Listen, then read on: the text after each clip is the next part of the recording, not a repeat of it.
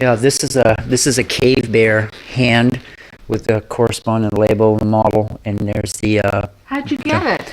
I got this piece here from a guy up at Monsweg. It's from Romania. I bought that part, and I ordered the hand, the articulated hand, and I made the models. Oh.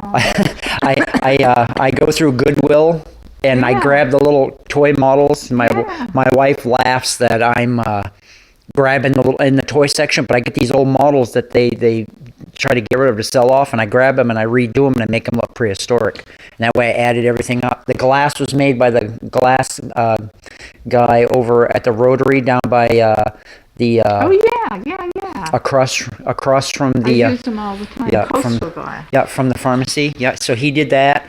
My landlord gave me the wood, the nails, and even the tools for the stand. Me and my father made the stand, so everything was local done.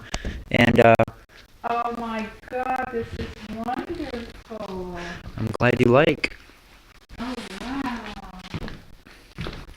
Yeah, that is a early horse. It is called Mislohippus. It's about 30 plus million years old. And the skulls are molded models, but I have a real piece of jawbone and teeth of a real one there next to it. And you can read about it down here. It explains a bit. Oh, these are just fabulous. I'm glad you like. Holy McDoodle. Yeah. Here's our modern section. Well, we've got a Pleistocene horse up till about 10,000 years ago. This piece is from Siberia. No.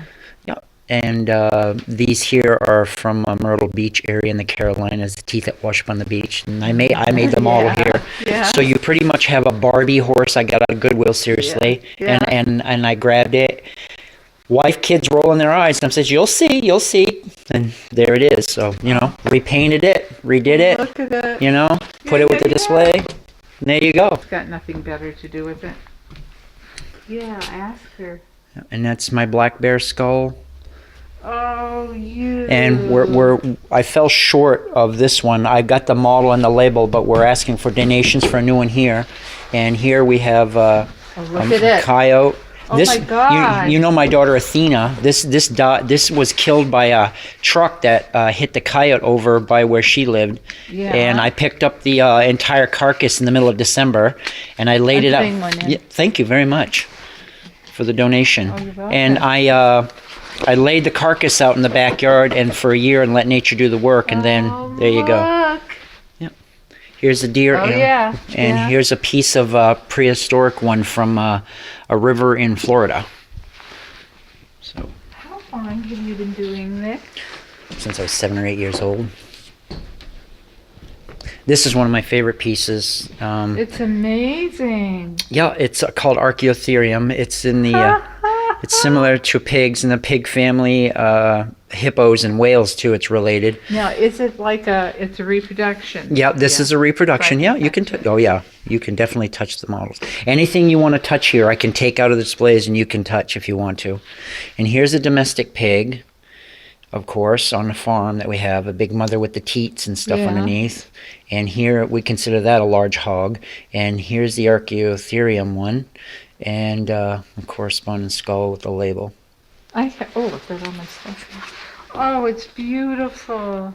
And here's another one. This is this whole entire family here is extinct. They're called creodonts. They don't exist anymore. They went extinct.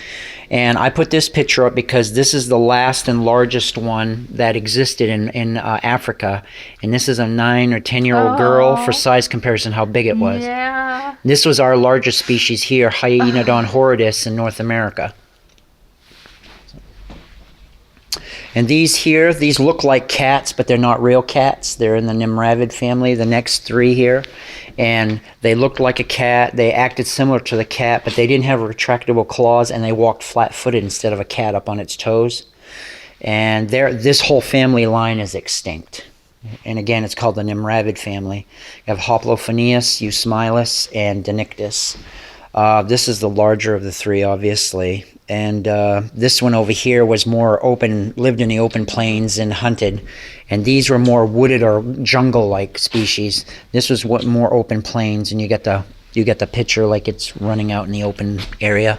and that's why it lasted a little bit longer on you, Sure. and because it could compete with the other animals and the corresponding models. There's my kitty. Yeah, there's this model here. Yeah. I went with my daughter all the way to Massachusetts to pick this up, and it was broken in pieces, and the guy gave it to me.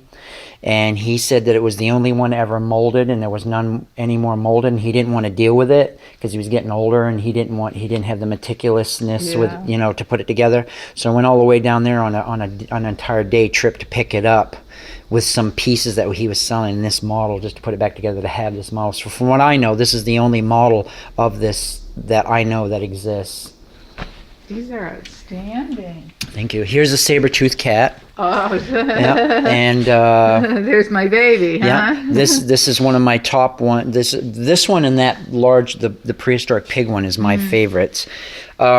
This one here is a model of the largest one found in La Brea tar pits in California, where they got stuck in the tar and died. I've been there, yeah. Oh, I wish I was there. Yeah. Here's a domestic cat, of course, for scale. We put a juvenile in, and we put an adult in. And there's a corresponding label. And if you want to touch it, you can touch it. You can touch it if you want. Yeah, just like saber knives. Yeah.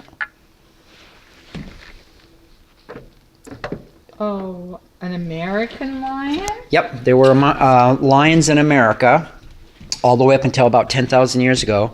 This is a reproduction of a jawbone that was found in Idaho, and here's a corresponding model. We weren't sure if they had a mane or not, a hairy mane around the neck or not, because a lot of cave paintings show them without manes, but as far as we know, the cavemen probably saw the females.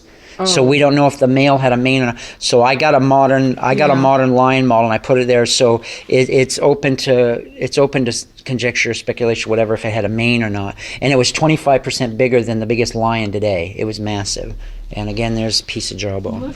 And here's the dog section. Oh, the puppies. Yeah, this is the first dog. It was more body built like a weasel called Hesperocyon about 42 million years ago.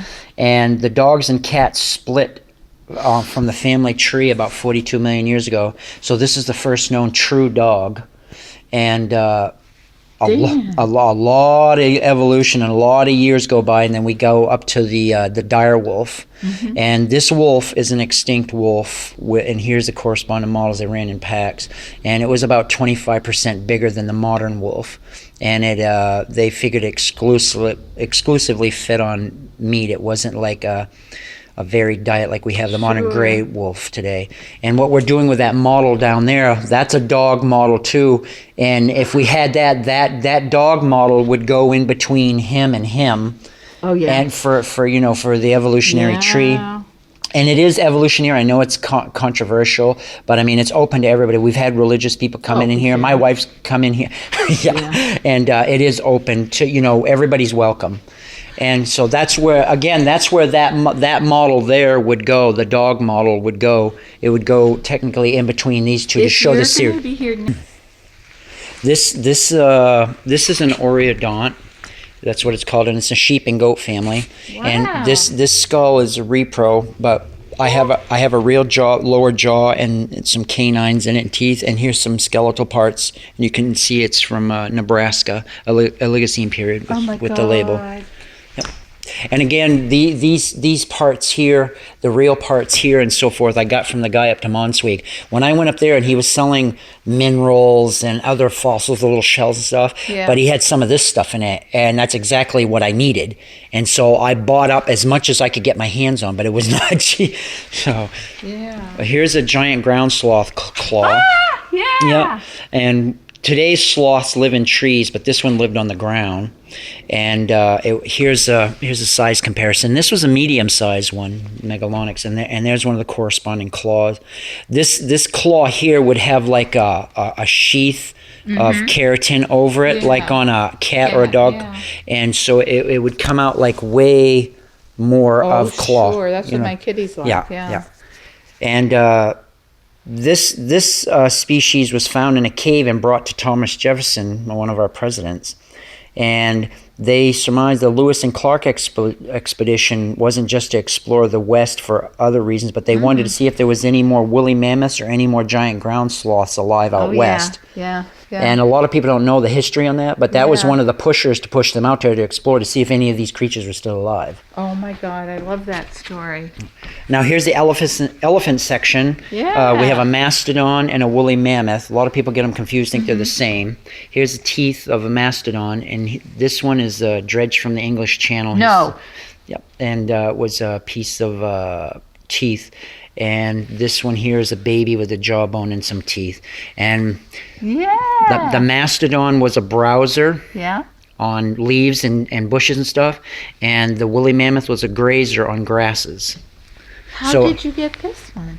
The same guy, he had that, and he had it labeled dredged from the English Channel, and I bought it from him. And so I grabbed that, and that's a juvenile, and this is an adult section. But again, see, I put the model of the tree next to this guy to show the difference in Sure. feeding habits. You can see the dentition on the teeth, where you have, on a woolly mammoth, you have a flat surface with Oh, a series of yeah, rows, yeah. and here you have the peaks and stuff. Oh, Dan. For the difference in feeding.